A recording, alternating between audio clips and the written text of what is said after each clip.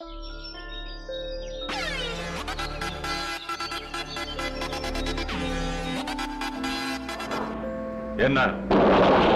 என்ன விஷயம்?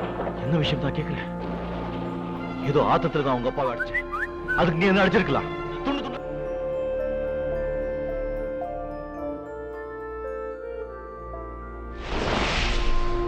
ஐ want be a film maker. கடந்த சில வருஷமாக என் மைண்ட்லேயும் மனசுலேயும் ஓடிட்டு இருக்கிற ஒரு காமன் லைன், ஒரு சின்ன சர்க்கிள், நம்மளை சுற்றி 360 டிகிரிக்கு எத்தனையோ பாதைகள், எங்கிட்டு போனாலும் கையில் கொஞ்சம் சேலரி, ஒரு ஆர்டினரி லைஃப். ஆனால் என் கனவுகள் பெற்றவங்களுக்காகவும் மற்றவங்களுக்காகவும் அந்த சின்ன சர்க்கிளை விட்டு வெளியே வரவும் முடியாமல் உள்ளே இருக்கவும் முடியாமல் கஷ்டப்படுற எத்தனையோ பேரில் நானும் ஒருத்தன். ஒரு நாள் அந்த கோட்டை விட்டு வெளியே வர வேண்டிய சுச்சுவேஷன் என் லைஃப்பில் வந்துச்சு.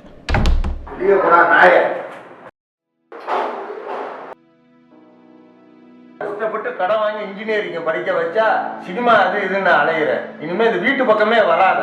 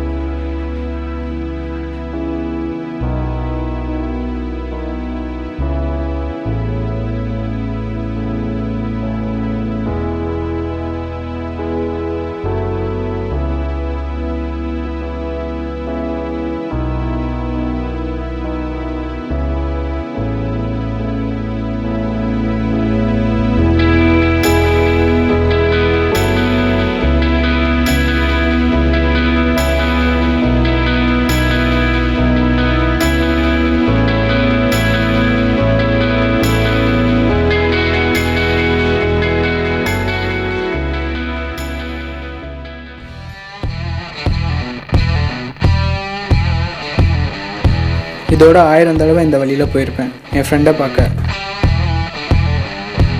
ஆனால் இப்போது இந்த வழி ரொம்ப புதுசாக இருக்குது. ஏன்னா என் லைஃப்பில் என்னோட முதல் ட்ராவல் அது.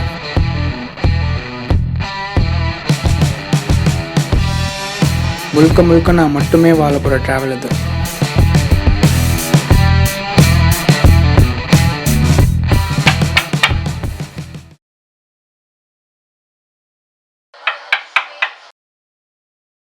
ராமச்சி, நான் ஊருக்கு புரியா பேக் வந்திருக்கேன்.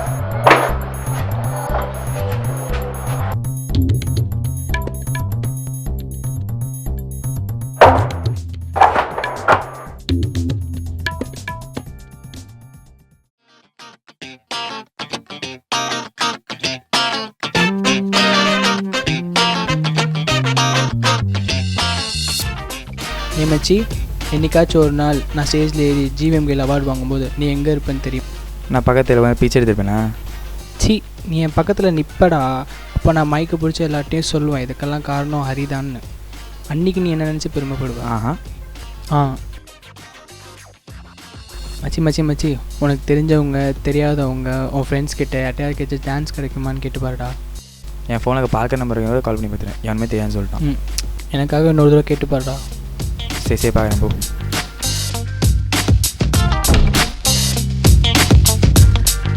ஐயோ இவன்ட்டு வேறு சரின்னு சொல்லட்டுமே. சரி ஏதாச்சும் பண்ணுவோம்.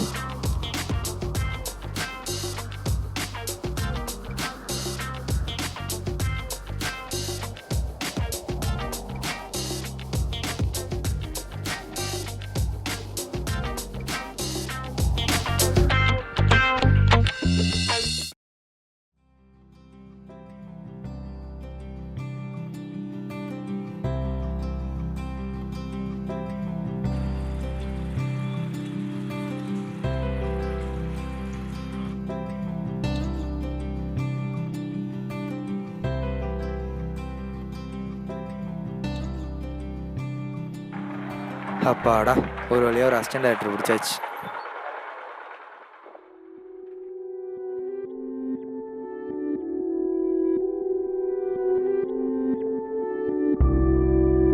தம்பி காலிலேருந்து சாப்பிடல, தலையை வலிக்குது, மணி வேற ஆயிடுச்சு, கடையை சாத்திடுவாங்க, கட்டிங் போட காசு கொடுப்பா.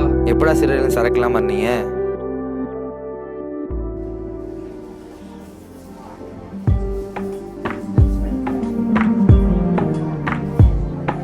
விஜய் தானே director. Hello sir. Hello sir. Hello, உட்காருங்க.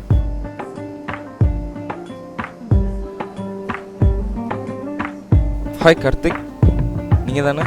ஆமாம் சார். நேற்றுலேருந்து உங்கள் ஃப்ரெண்டோட ஃப்ரெண்டு ஒரே டார்ச்சர். உங்களை மாதிரி நிறைய யங்ஸ்டர்ஸ்க்கு நான் ஹெல்ப் பண்ணியிருக்கேன். இன்ஃபேக்ட் என்னோட கடமையும் கூட. ஸோ அதான் உங்களை மீட் பண்ணலான்னு வர சொன்னேன். By the by, movie making is the fantastic world. மச்சி எனக்கு காஃபி. உனக்கு? எனக்கு மச்சி.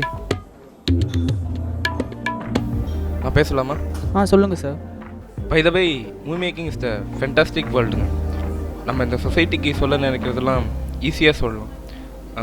ஃபார் எக்ஸாம்பிள், இப்போ என் கண்ணு முன்னாடி ஒருத்தன் குடிக்கிறதுக்கு காசு வேணும்னு கேட்டேன்னு வைங்களேன், உடனே 4 வேலைக்கு போட நாயே அப்படின்னு சொல்லலாம். அட்வைஸும் பண்ணலாம். இதெல்லாம் என் மைண்டுக்குள்ளே மட்டும் வச்சுக்காமல் என் படத்துலேயும் சொல்லுவேன். இதை பார்க்குற ஆடியன்ஸ் கொஞ்சம் கேர்ஃபுல்லாக இருப்பாங்க இந்த மாதிரி நடக்கிற ஆளுங்கிட்ட. புரியுதா? இதெல்லாம் ஃபிலிம் மேக்கிங் மட்டும்தாங்க பண்ண முடியும். பை த பை, எந்த மாதிரி ஃபிலிம் எடுக்கணும்னு ஆசைப்பட்றீங்க? நமக்கு இந்த சோஷியல் மெசேஜஸ்லாம் வராது சார். ஒரு கப்பு காஃபி, அதுக்கு இங்கிட்ட ஒருத்தர் அங்கிட்ட ஒருத்தர், ஒரு பையன் ஒரு பொண்ணு, அவங்க சுற்றிலும் அவங்க ஃப்ரெண்ட்ஸு, ஒருத்தருக்கண்ண ஒருத்தரை பார்த்துக்கிட்டே இருந்தாலே போதும். அதை வச்சு அப்படியே ஒரு ஃபில்ம் ஆக்கணும். க்ளோஸ் டு தி ஹார்ட்னு சொல்லுவாங்களே, அந்த மாதிரி. What you mean romance? என்ன தம்பி பேசுனீங்க? நம்ம இந்த இண்டஸ்ட்ரியில் சாதிக்கணும்னா நம்ம பெண்ணில் எழுதுகிற ஒவ்வொரு வார்த்தையும் இந்த உலகம் பேசணும், பேச வைக்கணும், ஆடியன்ஸை கொஞ்சம் அழ வைக்கணும். சும்மா இந்த ஐ லவ் யூ, நீ இல்லைனா செத்துருவேன் அப்படின்னு சொல்லிட்டு இருந்தால் கடைசி வரை மேலே வரவே முடியாது.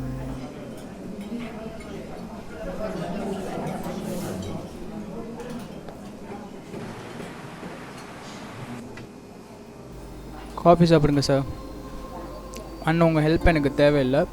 ஜூரிஸ்க்காக படம் பண்ணுறவங்க சில பேர், மக்களுக்காக படம் பண்ணுறவங்க சில பேர், 2 பேர்த்துக்காகவும் பண்ணுறவங்க லெஜண்ட்ஸு.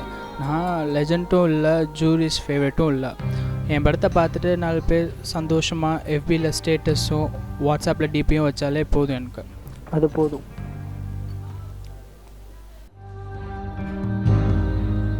டேய் என்னாச்சுடா? ஏன்னா இப்போ வெளியே போகிற?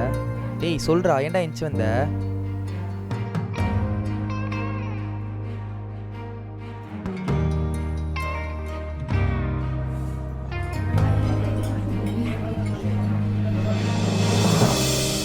உங்கள் தலைவலிக்கு என்னால் எதுவும் பண்ண முடியாமல் இருக்கலாம். ஆனால் இந்த ஒரு கப் காஃபி உங்கள் பசியை பார்த்துக்கும். அமைதியாக குடிச்சிட்டு கிளம்புங்க.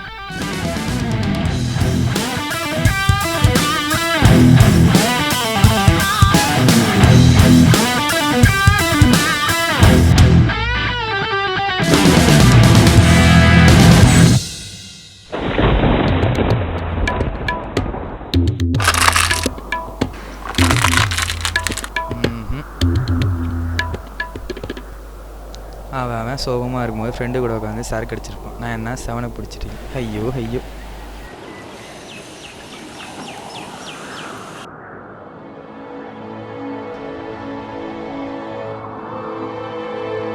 விடுமச்சி, 2-3 அவார்டு வாங்கிட்டா என்ன பெரிய ஆளாக அவன்.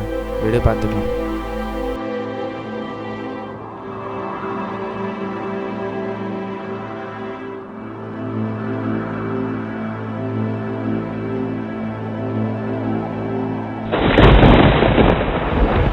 ஒரு நல்ல சான்ஸ் இருந்தாலும் அந்த டைரக்டரை தூக்கி எறிஞ்சிட்டு வந்துட்டேன். திடீர்னு ஒரு மெசேஜ்.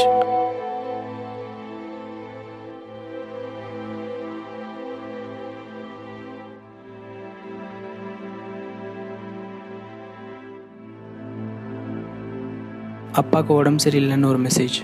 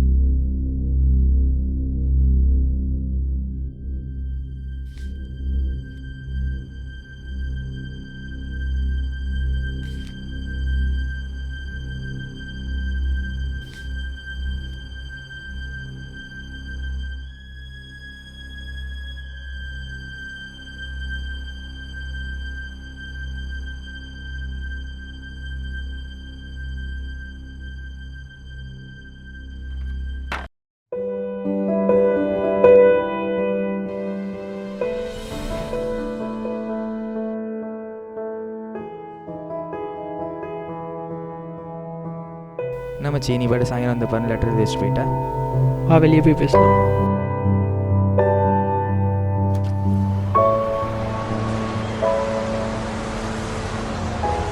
பேக்ரவுண்ட் ப்ளர் பண்ணாமலே தனியாக தெரியறேன்ல. இத்தனை நாளாக எல்லார்ட்டையும் சொல்லிட்டு தெரிஞ்சேன் கெத்தா நான் ஒரு டைரக்டர் ஆக போகிறேன்னு. ஆனால் இன்றைக்கி ஹெச்எப் லெட்டர்லாம் க்ளீன் பண்ணிருக்கேன். ஒரு இன்ஜினியரிங் ஸ்டூடெண்ட்டாக நான் தோற்று போனப்போ கூட கவலைப்படல. ஆனால் ஒரு டைரக்டராக இன்றைக்கி தோற்று போய் நிற்கிறேன். அதை நினச்சா தான் கவலையாக இருக்குது. விடுமச்சி நீ நினச்ச மாதிரியே ஒரு நாள் ஜீவன் கையால் ஓடுவாங்க. அப்போ நான் பக்கத்தில் இருந்துட்டு சொல்லுவேன் இதுக்கெல்லாம் காரணம் நான் இல்லை உன் பேஷன் மட்டும்தான் அப்படின்னு.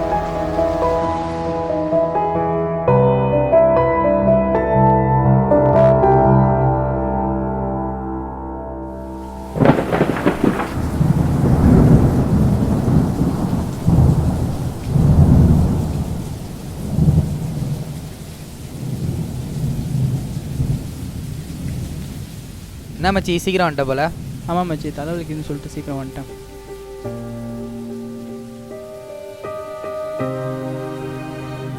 இந்த பொண்ணுங்களும் மழையை ஒன்று மச்சி நமக்கு வேணுங்கிறப்ப வரவே வராது. ஆனால் ஒன்ஸ் வந்துச்சோம் ஏன் விடவே விடாது. எப்படா சின்ன போய் செட்டில் ஆகும்னு பார்த்தோம். இப்போ பாரு எவ்வளோ பயமாக இருக்குது.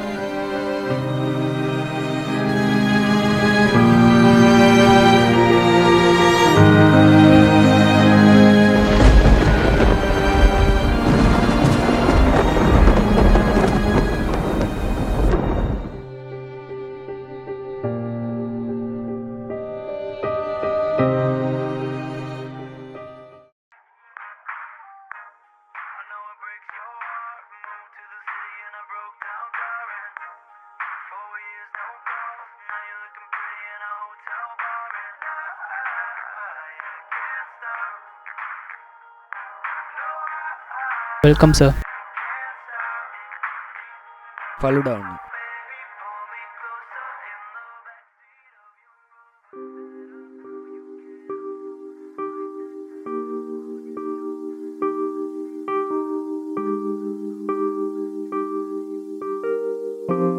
என்னடா அது? சென்னையில் இருக்கவங்கள்ட்ட கொடுத்துருங்க. சரிடா. ஒரு குட்டி பையன் என் வயசில் பாதி கூட இருக்காத உனக்கு. ஆனால் அவன் கொடுத்த அந்த இன்ஸ்பிரேஷன்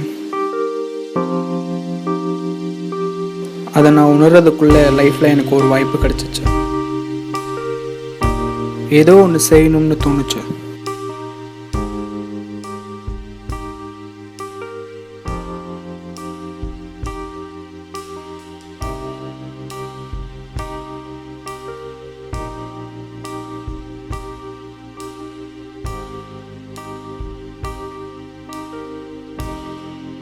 ஓய் எனக்கு ஒரு ஹெல்ப் பண்ணுவியா? ஒரு சைட் சின்ன பையன் கொடுத்த இன்ஸ்பிரேஷன், இன்னொரு சைடு ஆட் ஃபிலிம் காம்படிஷன். இதையே ஒரு ஆட் ஃபிலிமாக எடுக்கணும்னு தோணுச்சு. எடுக்க ஆரம்பித்தேன்.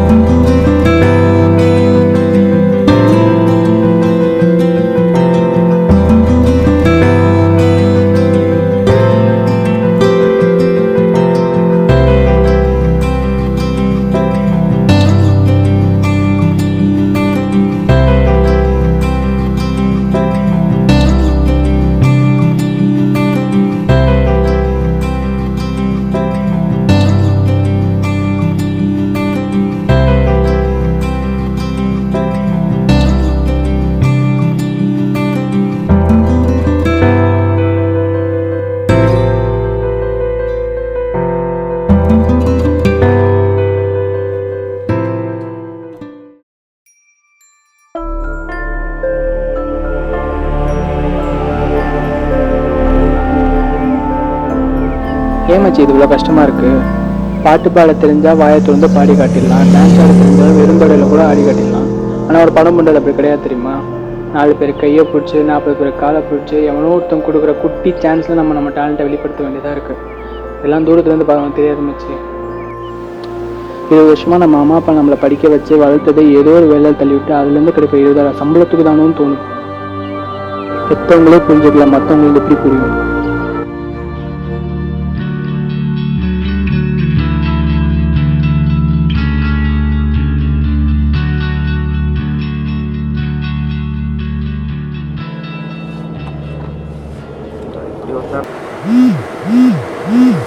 ஹலோ, சொல்லுங்கள் மோகன்.